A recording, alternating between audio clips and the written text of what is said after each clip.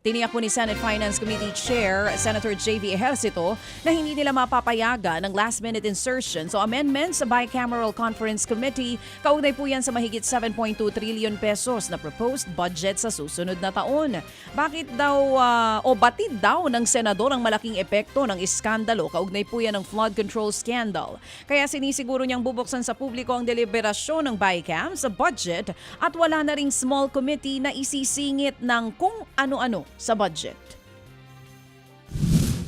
Ang gagawin natin open to the public ang lahat ng hearing hanggang sa Bicameral Conference Committee. Dati po closed door po ito, no?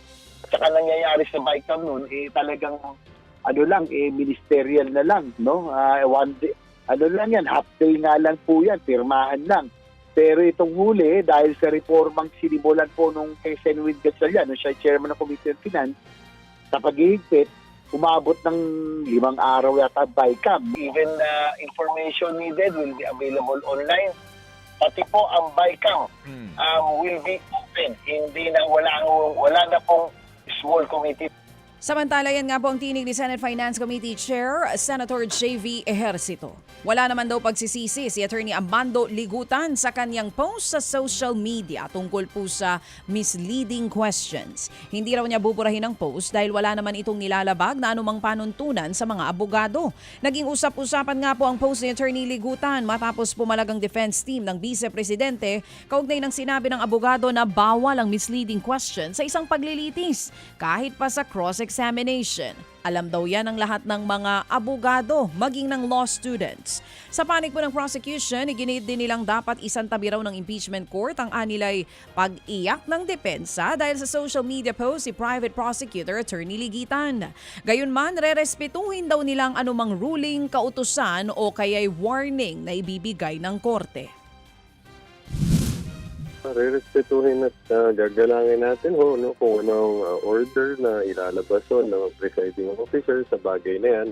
But paukol ko dun sa nasabi na post ni Attorney Ligutan, bibigyan naman siyang pagkakataon para makasagot din sa Lunes sa bagay na yan. Wala naman hong intention to disrespect anyone. Sa kanya lang naman, so being a professor also, maganda lang na to properly guide everyone. At isa pa, wala namang merit doon sa kanyang naging post. Yan nga po ang tinig ni House Prosecution Panel spokesman Attorney Benjamin Tolosa Jr. Samantala, bukod kay VP Sara, nahaharap din po si Davao City 1st District Representative Paulo Duterte sa kasong grave threats. Sinamahan ng bise ang kanyang kapatid sa pagharap nito sa pagdinig sa Davao City Regional Trial Court kahapon. Sa isang pahayag, sinabi po ng kampo ni Polong na nananatili umanong matatag ang kanilang pamilya sa kabila ng kanilang kinakaharap na laban. Inihain ng negosyanteng si Cristone John Patria ang kaso laban po sa kongresista. Mga kapatid, patuloy po kayong tumutok sa 105.9 True FM para sa totoong balita, impormasyon, music and entertainment. Mag-subscribe sa aming YouTube channel at podcast at sundan nyo kami sa Facebook, Instagram, X at TikTok sa True Network PH.